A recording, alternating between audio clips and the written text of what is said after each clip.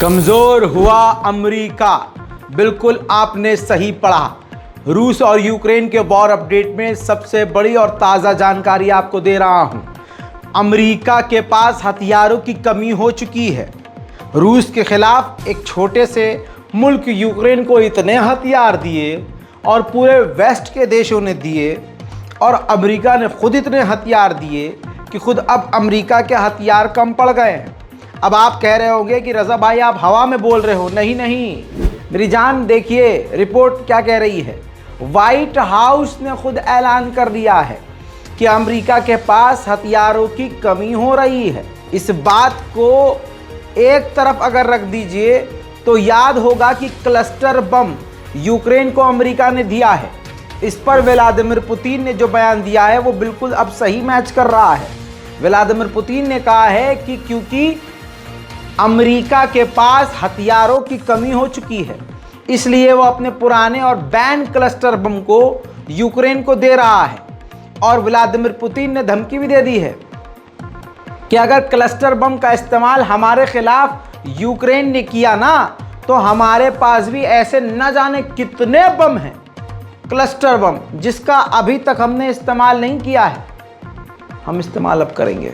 White house ने यह भी कह दिया है कि हमने बाइडन को जानकारी दी है। बाइडन ने ऑर्डर किया है कि जल्दी जल्दी हथियार बनाएं ताकि हम हर वक्त नए जंग के लिए तैयार रहें। दूसरी तरफ मेरे दोस्तों, वैगनर ग्रुप के हेड को बदल दिया है।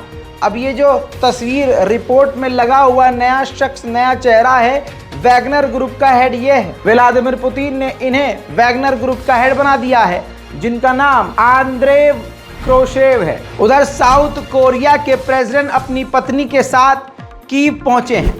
ताज़ा तस्वीरों में आप खुद देख लीजिए। ज़ेलेंस्की से उन्होंने मुलाकात करी है।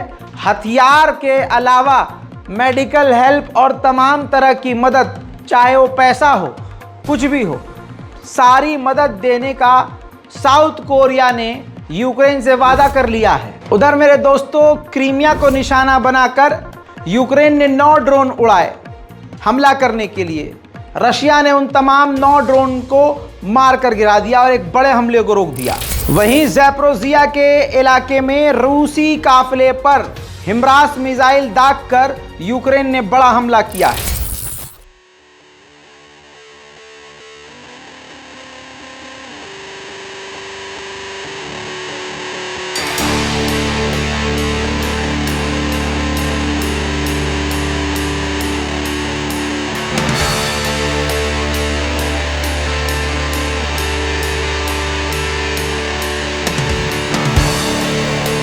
रशिया की खुफिया एजेंसी FSB ने जानकारी दी है कि यूक्रेन रूस के 2 पत्रकारों को ट्रैप करके मारना चाह रहा था। हमने उनके प्लान को फेल कर दिया है। यूक्रेन का मैरिइंका का इलाका मैं आपको ड्रोन तस्वीर के जरिए दिखाना चाहूंगा। रूस ने हमला करके पूरी तरह से इस इलाके को बर्बाद कर दिया है।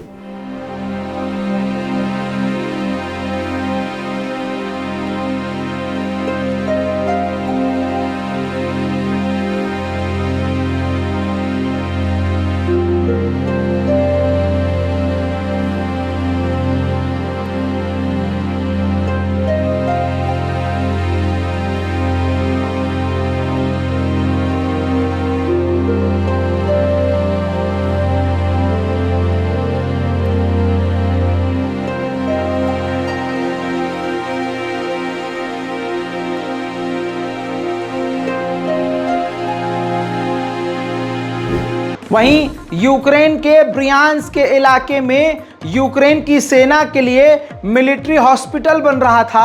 रूस ने बनते बनते ही उस मिलिट्री हॉस्पिटल को खाक में मिला दिया है।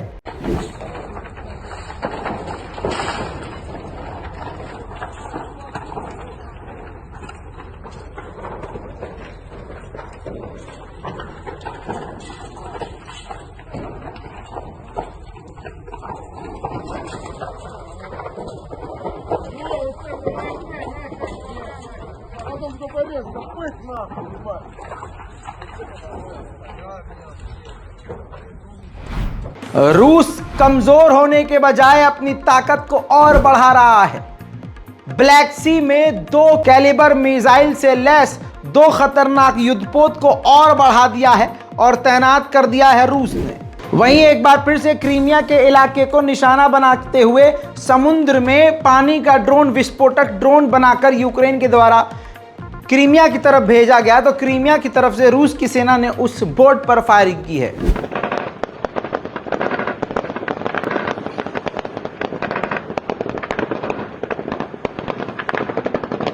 अमेरिका की हिमरास मिसाइलों का इस्तेमाल करके रूस के कई इलाकों पर यूक्रेन ने हिमरास मिसाइलें दागी हैं। Рідний край. Поле, річка, синій гай. Любо стежка. Тут живемо.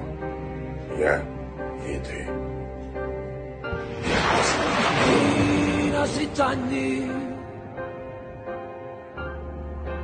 сонце йде.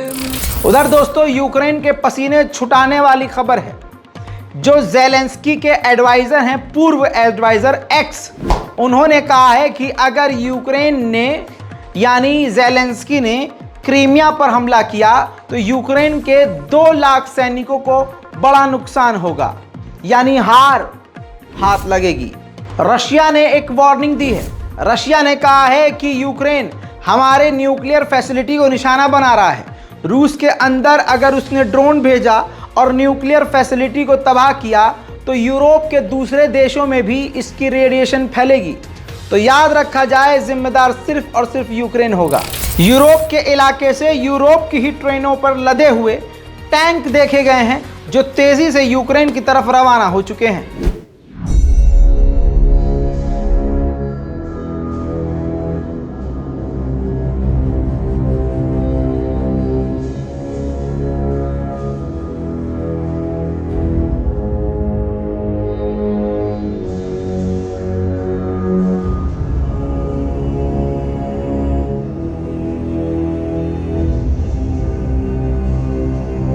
उधर रशिया के इलाके बेलग्रोड पर देर रात को हमला हुआ है। लगातार हमले हुए हैं जिनकी आवाज आप सुन के समझ सकते हैं कि जंग कितने खतरनाक मोड़ पर है।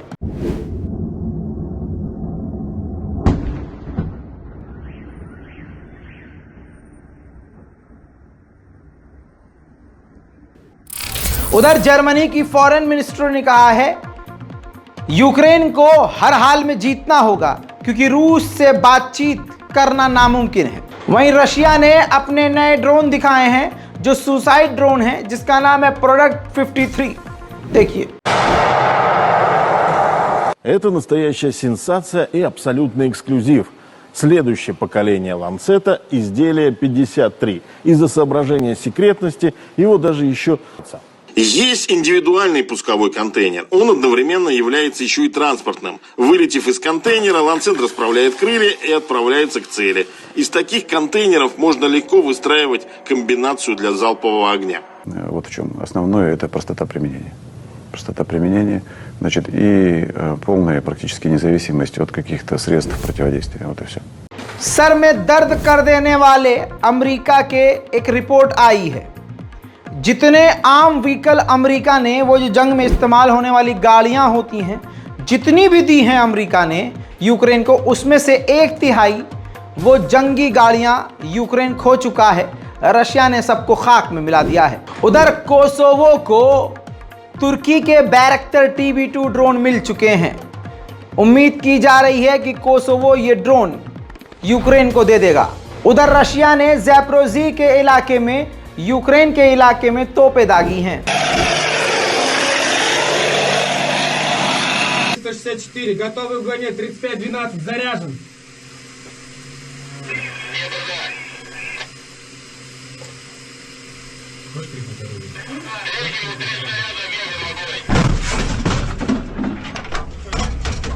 Летит, да!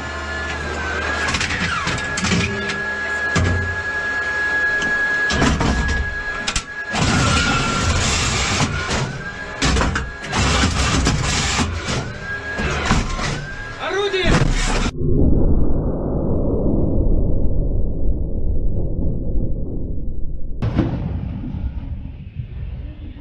अब आपको एक और एक्सक्लूसिव वीडियो दिखाना चाहूंगा।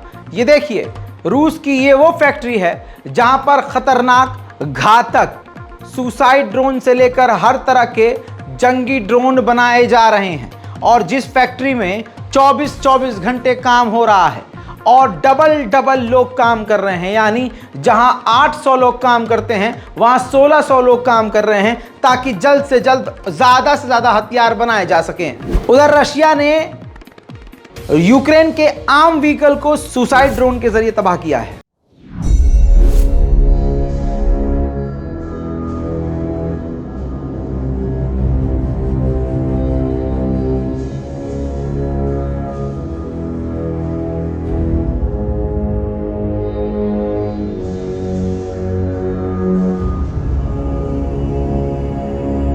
रूस और यूक्रेन की ताज़ा तरीन अपडेट में आज और अभी के लिए इतना ही।